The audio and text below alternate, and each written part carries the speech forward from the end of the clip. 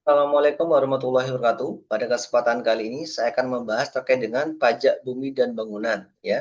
Nah, pajak bumi dan bangunan ini diatur di Undang-Undang Nomor 1 Tahun 2022 tentang hubungan keuangan pemerintah daerah, hubungan keuangan pemerintah pusat dan pemerintah daerah dan Peraturan Daerah Kabupaten Jember Nomor 1 Tahun 2024. Karena kan kita akan membahas terkait dengan PBB di Jember. Nah, secara umum, secara nasional itu diatur di Undang-Undang Nomor 1 Tahun 2022 tentang HKBD, Hubungan Keuangan Pemerintah Pusat dan Pemerintah Daerah. Kemudian di masing-masing pemerintah daerah itu akan diatur masing-masing. Ya, mari kita lihat apa perbedaannya. Nah, terkait dengan definisi. Definisi dan objek, ini sama ya, definisi dan objek. Definisi dan objek di sini adalah pajak atas ruang fisik, bumi, dan bangunan yang dimiliki atau dikuasai ya. Jadi tidak hanya dimiliki, bisa juga dengan dikuasai. Pengecualian spesifik berlaku untuk fasilitas negara dan fungsi sosial. Jadi kalau misalkan milik negara dan untuk kegiatan sosial itu tidak dikenakan pajak bumi dan bangunan. Terus kemudian untuk subjek pajak ya, subjek pajak yang dikenakan ini siapa? Yang bertanggung jawab terkait dengan pajak pajak bumi dan bangunan itu siapa? Yaitu orang pribadi atau badan yang secara nyata memiliki hak menguasai atau memperoleh manfaat atas objek pajak tersebut. Ya, terus kemudian secara Undang-Undang Nomor 1 Tahun 2022 ya ini berarti aturan yang berlaku nasional itu pemerintah pusat menetapkan kerangkanya. Yang pertama adalah tarif maksimal 0,5% dan nilai tidak kena pajaknya minimal adalah 10 juta. Jadi di sini nilai minimal tidak kena pajak namanya istilahnya adalah NJO PTKP, nilai jual objek pajak tidak kena pajak. Dengan tarif maksimal PBB pajak bumi dan bangunan adalah 0,5%. Nah, kemudian di Kabupaten Jember melalui Perda Nomor 1 Tahun 2024, pemerintah daerah Jember ini menetapkan ya menerapkan dua tarif ya. Jadi 0,110% dan kemudian 0,205%. Dan ada juga ternyata yang 0,075%. Jadi ada tiga tarif ya. Jadi ada tiga tarif. 0,110%, 0,205%, 0,075%. Mari kita lihat ini bagaimana penerapannya untuk masing-masing tarifnya. Karena secara nasional ini kan memang tidak boleh maksimal, berarti tidak boleh melebihi 0,5% untuk penerapan tarif pajak bumi dan bangunannya, pajak bumi dan bangunan atau PBB-nya. Terus kemudian di sini definisi dasar PBB P2. Nah, jadi di sini kita membahas terkait PBB P2. Apa itu PBB 2? Yaitu pajak bumi dan bangunan untuk sektor perdesaan dan perkotaan. Ya, jadi perdesaan perkotaan itu berarti ada tanah dan juga bangunan. Nah, ini bumi yang dimaksud di sini adalah berarti bumi di sana permukaan bumi yang meliputi tanah dan perairan pedalaman. Jadi bumi itu adalah yang meliputi tanah dan perairan pedalaman. Kemudian bangunan ini adalah konstruksi teknik yang ditanam atau dilekatkan secara tetap di atas atau di bawah permukaan bumi. Jadi tidak bangunan itu tidak harus di atas tanah, bisa di dalam tanah yaitu bangkar itu juga bisa dianggap sebagai bangunan. Nah, sektor PBB 2 ini adalah perdesaan PBB P2, sektor PBB 2, PBB perdesaan dan perkotaan, pajak atas bumi dan atau bangunan yang dimiliki, dikuasai atau dimanfaatkan. Pengecualiannya adalah kawasan usaha perkebunan, perhutanan, pertambangan. Karena untuk ketiga sektor ini, sektor perkebunan, sektor perhutanan, dan sektor pertambangan itu masuk ke sektor PBB P3. Nah, itu diatur secara khusus dan dikelola oleh pemerintah pusat dalam hal ini oleh di bawah kewenangan Kementerian Keuangan dan Direktorat Jenderal Pajak. Nah, untuk sektor PBBP 2 ini diatur oleh perdanya masing-masing, daerahnya masing-masing, apakah kabupaten atau kota. Nah, itu makanya secara nasional ini diatur batasan-batasannya, kemudian diterapkan kembali oleh peraturan daerahnya masing-masing melalui perda ya, perda kabupaten, bupati atau wali kota. Nah, terus kemudian di sini, apa saja yang dikenakan? Jadi yang dikenakan ini ada tanah permukaan dan perairan pedalaman ya. Nah, di sini terus kemudian ada daratan ekstra. Jadi tanah hasil reklamasi atau pengurukan secara hukum itu secara hukum itu dihitung sebagai bumi ya. Ini pengurukan ini dihitung sebagai bumi ya. Kemudian struktur atas, konstruksi yang dilekatkan secara tetap, rumah, gedung komersial ya, ini adalah bangunan ya, ini adalah termasuk dalam apa nama pengertian dari bangunan. Kemudian struktur bawahnya, nah ini basement ya, basement ya di bawah tanah itu juga masuk masuk dalam konsep pengertian dari bangunan. Jadi adalah konstruksi teknik di bawah permukaan bumi, di dalam ada basement, kemudian ada fasilitas tatanan. Jadi tidak hanya di atas. Jadi di atas juga kena pajak PBB, yang di bawah juga kena PBB. Terus kemudian di sini yang merupakan objek bebas dari pajak bumi dan bangunan sektor P2. Nah, objek secara hukum tidak dengan PBB 2 sesuai dengan pasal 38 Undang-Undang dan pasal 6 Peraturan Daerah. Nah, di sini eh, kalau misalkan tanah bumi dan bangunannya ini digunakan untuk kepentingan umum. Jadi murni untuk ibadah, sosial, kesehatan, pendidikan, kebudayaan, dan pemakaman, dan tanpa ada motif profitnya. Berarti isi masjid, gereja itu tidak dikenakan ya, karena termasuk dalam kegiatan ibadah ya. Dan juga termasuk kepentingan umum. Terus kemudian kepentingan negara dimiliki oleh pemerintah atau Pemda untuk penyelenggara negara atau perwakilan diplomatik asas timbal balik ya. Jadi kalau untuk kepentingan negara itu tidak dikenakan PBB sektor P2. Kemudian yang ketiga itu terkait dengan konservasi alam, yaitu hutan lindung, suaka alam, hutan wisata, taman nasional, dan tanah pengembalian desa itu tidak dikenakan PBB sektor P2. Kemudian di sini ada infrastruktur khusus. Nah, berarti di sini ada jalur kereta api, MRT, LRT yang dipungut oleh pemerintah pusat langsung ya. Jadi ini infrastruktur khusus ini tidak dikenakan PBB sektor P2. Jadi bebas ya, tidak dikenakan pajak bumi dan bangunan. Nah, kemudian di sini subjek dan wajib pajak. Siapa yang bertanggung jawab? Tidak hanya pemilik yang bersertifikat. Anda, siapapun itu adalah wajib pajak jika kalian memenuhi salah satu dari lisensi nyata berikut dengan objek bumi dan atau bangunannya. Misalkan di sini ada orang pribadi atau badan usaha mempunyai suatu hak atas bumi, memperoleh maaf atas bumi, memiliki bangunan, menguasai bangunan, atau memperoleh maaf atas bangunan. Nah, ini adalah subjek pajak yang memenuhi syarat di atas, secara hukum otomatis ditetapkan sebagai wajib pajak PBB sektor P2 ya. Jadi ini salah satu aja.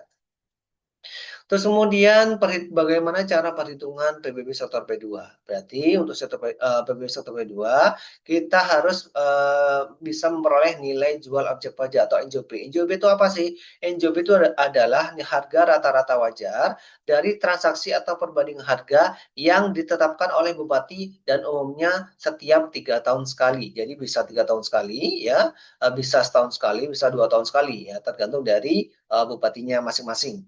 Terus kemudian setelah dapat NJOP dikurangi dengan NJOP TKP. Nilai NJOP TKP ini apa? Kebanyakan dari nilai jual objek pajak tidak kena pajak. Jadi semacam PTKP-nya ya, batasan bebas pajaknya. Batasan bebas pajaknya. Nah, batas bawah nilai properti yang dibebaskan dari perhitungan pajak sebagai bentuk perlindungan wajib pajak. Nah, terus kemudian baru dikalikan dengan persentase nilai jual kena pajaknya. Kan ini tadi kan sudah NJOP dapat, NJOP TKP ada, kemudian NJOP dikurangi NJOP TKP, setelah itu dikalikan dengan persentase nilai jual kena pajaknya. Nah, di sini dasar pengenaannya menggunakan rasio pengali atau persentase terhadap nilai sisa NJOP setelah dikurangi dengan batas bebas pajak ya. Nah, di sini dasar pengenaannya persentasenya berapa. Terus kemudian baru setelah itu dikalikan dengan tarif, yaitu tarif pajak PBB suatu P2 itu berapa ya? Tarif persentase yang dikalikan dengan dasar pengenaan pajak untuk menghasilkan total PBB terutangnya berapa. Nah, secara batas nasional, jadi ini adalah mandat Undang-Undang Nomor 1 Tahun 2022 tentang KKPD, hubungan keuangan pemerintah pusat dan pemerintah daerah. Jadi pemerintah pusat ini di undang-undangnya telah menetapkan parameter batas yang tidak boleh dilanggar oleh pemerintah daerah. Jadi di undang-undang ya, di undang-undang sudah ditetapkan ya. Di undang-undang intinya adalah ini berlaku nasional. Ini berlaku nasional di seluruh wilayah NKRI ya, Republik Indonesia. Jadi ini tidak boleh dilanggar. Kalau dilanggar berarti melanggar Undang-Undang Nomor 1 tahun 2022. Yang pertama adalah batas NJOP TKP-nya. Batas nilai jual objek pajak tidak kena pajak atau NJOP TKP itu adalah minimal 10 juta per wajib pajak. Jadi tidak boleh kurang dari 10 juta. Nah, jika wajib pajak memiliki banyak objek di satu daerah, pembebasan hanya berlaku untuk satu objek terbesar. Ini maksudnya gimana? Misalkan si A punya dua rumah ya, dua rumah di lokasi yang berbeda. Nah, berarti pengurangnya hanya untuk satu rumah aja. Nah, sementara rumah yang kedua itu tidak boleh dikurangi dengan NJPTKP. Jadi cuma satu kali saja yang menjadi pengurang. Terus kemudian persentase dasar pengenaan pajaknya. Persentase dasar pengenaan pajak di sini di undang-undangnya diatur 20% sampai dengan 100% dari nilai NJP dikurangi dengan NJP TKP. Nah, di sini berarti kalau misalkan aturannya adalah 20% sampai dengan 100%, jadi otomatis daerah bisa beda-beda ya. Ada yang menggunakan 100%, mungkin ada yang menggunakan 90%, ada yang 80%, ada yang 70% ya. Nah, intinya dalam range 20% sampai dengan 100% atau bahkan ada yang 20% saja. Nah, itu tergantung dari daerahnya masing-masing melalui perdanya masing-masing. Nah, terus kemudian di sini untuk batas tarif pajaknya. Nah, batas tarif pajaknya untuk PBB sektor P2 itu adalah maksimal 0,5%, ya. Itu nggak boleh lebih dari 0,5%. Kalau lebih dari 0,5% berarti sudah melanggar undang-undang. Terus kemudian untuk lahan produksi pangan dan ternak diwajibkan memiliki tarif lebih rendah dari lahan umumnya. Nah, tidak disebutkan berapa persen, intinya ini kan umumnya adalah 0,5%. Nah, berarti harus lebih rendah nih dari 0,5%. Nah, nanti kita lihat di contoh perdanya khusus di Kabupaten Jember. Nah, ini kita lihat di Perda 1 tahun 2024, kita lihat di perdanya yang berlaku di Kabupaten Jember ya. Pemerintah Kabupaten Jember menetapkan angka absolut dalam batas nasionalnya. Nah, ini NJPTKP-nya ditetapkan tetap ya 10 juta. Kalau di nasional tadi berapa? Nasional tadi adalah minimal 10 juta. Ternyata di Jember tetap ya menggunakan minimal yaitu 10 juta, tidak lebih. Jadi di Jember menggunakan NJPTKP-nya adalah 10 juta. Terus kemudian persentasenya, tarif PBB sektor P2 itu ternyata ada 3 ya. Ada 3 tarif. Yang pertama adalah lapisan pertama itu adalah 0,110%. Itu untuk NJOB-nya untuk nilai jual objek pajaknya dari 0 sampai dengan 1 miliar. Ya. Terus kemudian untuk lapisan tarif yang kedua yaitu 0,205%. Itu untuk nilai jual objek pajak ini lebih dari 1 miliar. Nah, terus kemudian ada lapisan tarif khusus yaitu 0,070% khusus untuk lahan produksi pangan dan ternak menaati mandat undang-undang. Nah ini ya, yang ini undang-undangnya kan lahan produksi di bawah diwajibkan memiliki tarif lebih rendah dari lahan umum. Nah, sementara lahan umumnya ini ya 0,110% dan 0,205%, sehingga tarif khususnya adalah 0,075%. Jadi ini adalah tabel ya, tabel perbandingan antara batas Undang-Undang Nomor 1 Tahun 2022 yang ini berlaku nasional, kemudian yang dieksekusi di Kabupaten Jember. Ini berlaku sejak tahun 2024 sampai dengan sekarang yang berlaku. Nah, dasar nilainya, jadi secara nasional NJP-nya melalui penilaian wajar ya. Terus kemudian dieksekusi di Jember itu NJOP ditetapkan oleh Bupati ya. Ditetapkan oleh Bupati. Terus kemudian yang kedua batas bebas pajak atau NJOP TKP-nya. Untuk secara nasional minimal adalah 10 juta. Ini baru ditetapkan pas ya plus 10 juta. Terus kemudian dasar pengenaan pajak untuk yang secara nasional menurut Undang-Undang Nomor 1 Tahun 2022 itu persentasenya adalah antara 20% sampai dengan 100% ya dari NJOP minus dikurangi NJOP TKP. Sementara menurut Pergub itu ada range-nya tadi ya, ada range-nya sesuai dengan diatur di Pergub. Nanti tarifnya 40% ya, 40% sejak tahun 2024 sampai dengan sekarang. Sebelum tahun 2024 itu 100% ya, 100% untuk dasar uang pajaknya untuk di Jember. Terus kemudian tarif maksimal tarif PBB PB2 secara nasional itu paling tinggi 0,5% ya.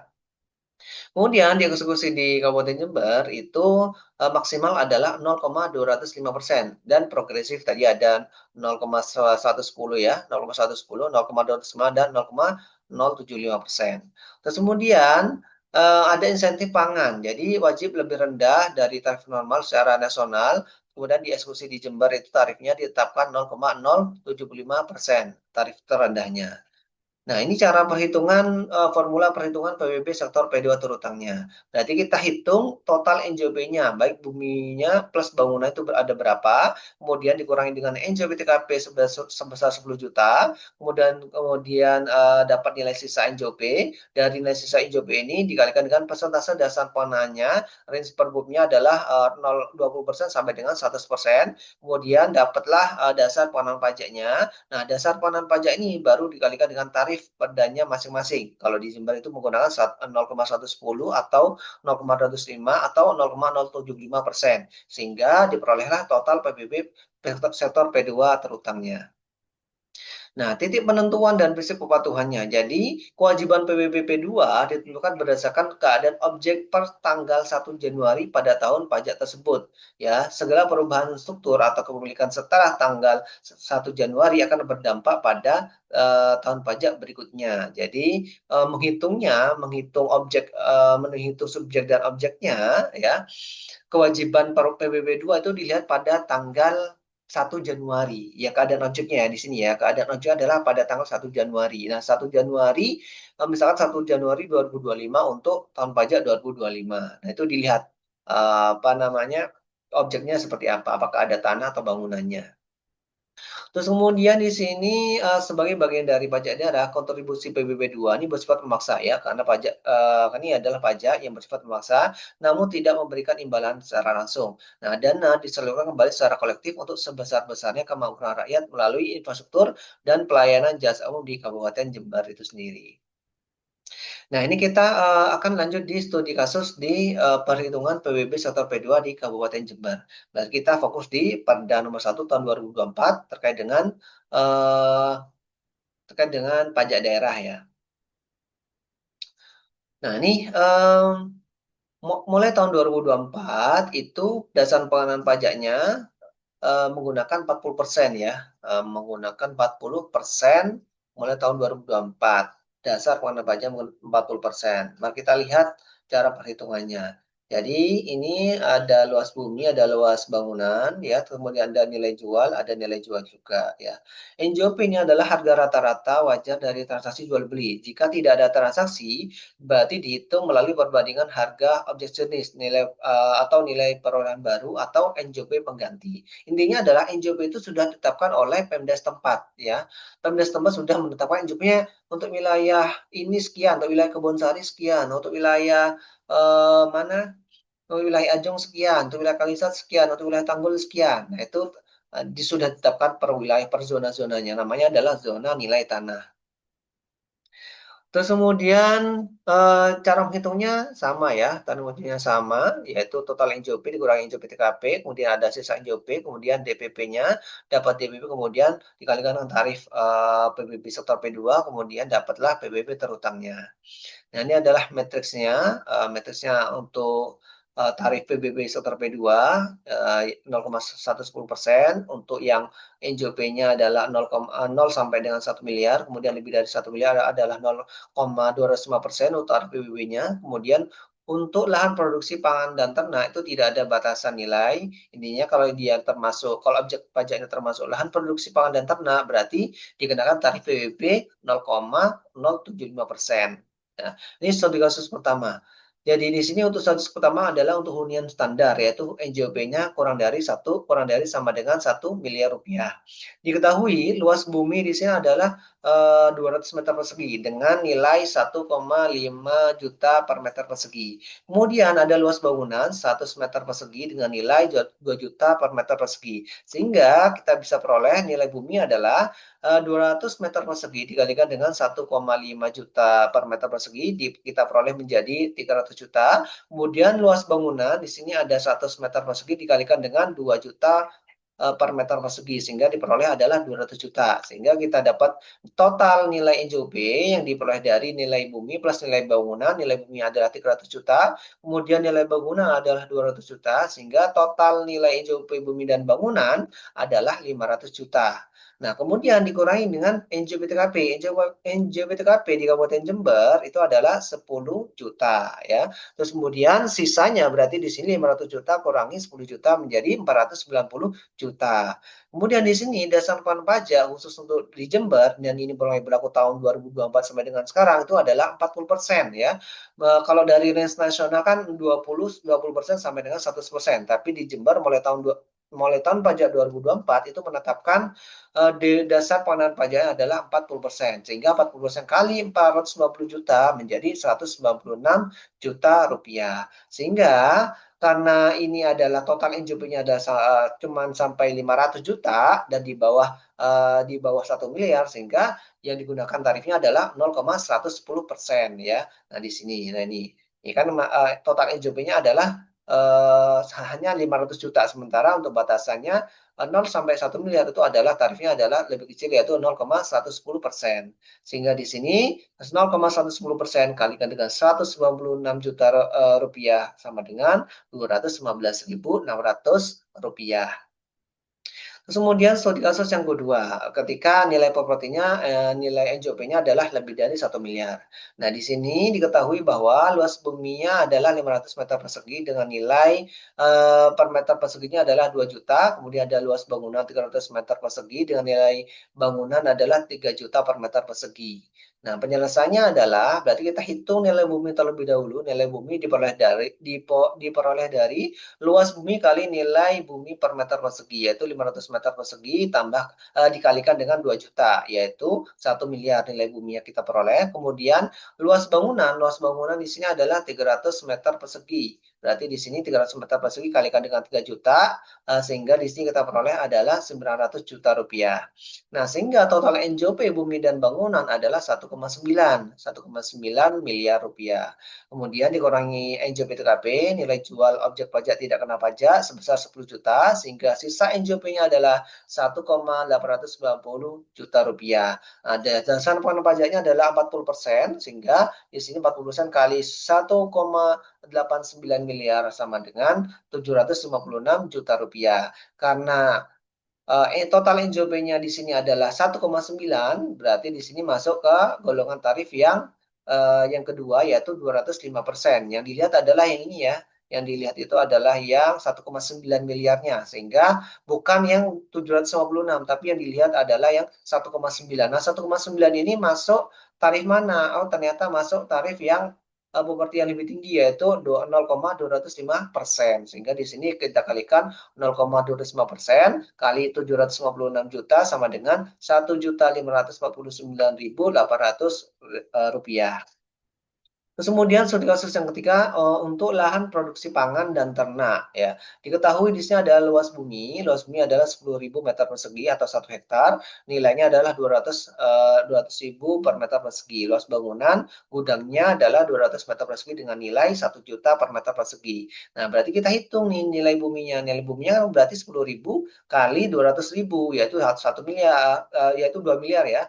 2 miliar. Terus kemudian nilai bangunan 200 kali 1 juta, yaitu menjadi 200 juta rupiah. Nah, sehingga total NJOP bumi dan bangunan untuk lahan produksi pangan dan ternak itu adalah 2,2 miliar. Kemudian dikurangi NJOP TKP-nya. NJOP TKP-nya sama, yaitu 10 juta. Sehingga sisa NJOP-nya adalah 2,2 miliar dikurangi dengan 10 juta, yaitu 2 miliar 190 juta rupiah. Kemudian menggunakan DPP 40% ya, persentasenya persentase DPP-nya adalah 40%, sehingga di sini 40% kali 2 miliar 190 juta sama dengan 876 juta rupiah.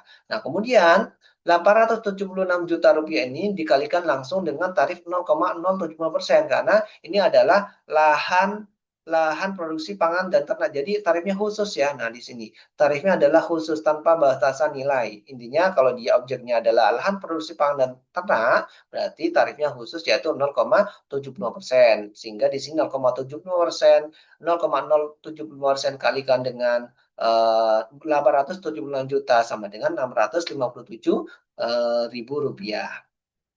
Sehingga di sini ada dampak kebijakan berbasis fungsinya ya, sehingga meskipun lahan pangan kasus tidak memiliki total NJP yang tertinggi, beban pajaknya 57% lebih tinggi dibandingkan dengan properti komersial, yaitu di kasus yang kedua. Ini bukti nyata bahwa keberpihakan Perda terhadap ketahanan pangan Jember itu lebih memihak ya. Karena di sini pajaknya untuk komersial itu lebih tinggi daripada pajak untuk lahan produksi pangan dan ternak.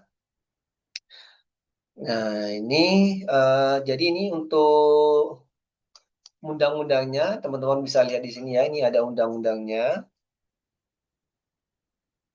Ini, nah ini ya. Ini undang-undang Undang-Undang Nomor 1 tahun 2022 tentang hubungan keuangan antara pemerintah pusat dan pemerintah daerah. Kemudian diatur lagi di di Perda ya, di Perda Kabupaten Jember Nomor 1 tahun 2024 tentang pajak daerah dan retribusi daerah. Oke, terima kasih. Semoga bermanfaat. Assalamualaikum warahmatullahi wabarakatuh.